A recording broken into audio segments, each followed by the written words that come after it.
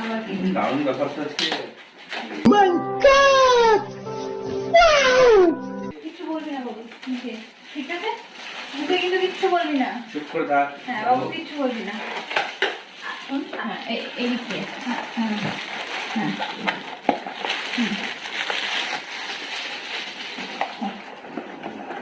না, তুই হাত পাত, তুই হাত পাত, হাত পেতে থাকিস। ভালো করে পাতবেন। ভালো করে পেতে থাকবি। কি রে বাবা, মগু কি কিছু না, Bonk. চুপ কর বাবু, ধরে থাকিস।